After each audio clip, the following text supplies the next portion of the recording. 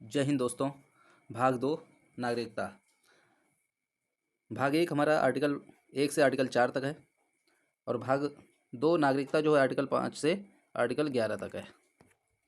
आज हम आर्टिकल 5 देखेंगे जिसमें बोला गया है भारत की नागरिकता से संबंधित है, जिसमें संविधान के अलग होते ही कौन कौन से भारत के नागरिक होंगे ये लिखा गया है। इसमें 3 अनुबंध दिए गए हैं जिन्हें पूरा करने वाला संविधान में लागू होने के बाद भारत का नागरिक वो जो इन तीनों में से किसी एक को भी फॉलो करेगा तो उसको भारत का नागरिक घोषित कर दिया जाएगा।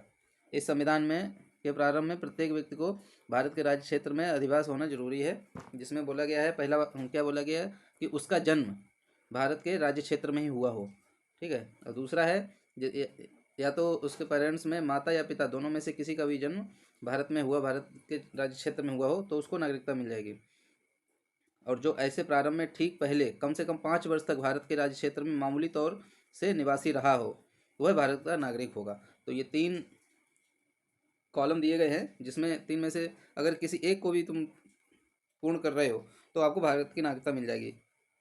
ये कब दिया गया था? जब हमारा संविधान लागू हुआ था 26 नवंबर 1949 ईस्वी में जब लागू हुआ था तब के लिए ये था। अभी और भी इसमें बदलाव आ चुके हैं, वो आगे आने वाले आर्टिकल्स में देखेंगे।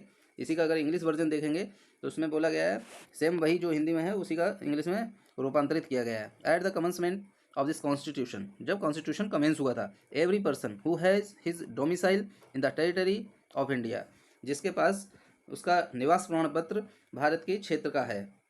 इसमें पहला वाला कॉलम क्या है? क्लॉज बोला गया है who was born in the territory of India, या तो उसका जन्म भारत के किसी भी राज्य क्षेत्र में हुआ हो। Either of whose parents was born in territory of India, either of whose parents मतलब उसके माता पिता में से किसी एक का भी, या तो माता का या पिता का जन्म भारत के राज्य क्षेत्र में हुआ हो। थर्ड क्लॉज क्या है? Who has been ordinary resident in the territory of India for not less than 5 years immediately preceding such commencement shall be citizen of India. इन तीनों क्लॉज में से किसी एक को भी अगर आप पूरा कर रहे हो तो आपको भारत की नागरिकता मिल जाएगी। तीसरे क्लॉज में क्या बोला गया है कि आप अगर भारत के राज्य क्षेत्र में पिछले 5 साल से रह रहे हैं तो आपको नागरिकता मिल जाएगी, मतलब 5 साल से कम हुआ है तो नहीं मिलेगी।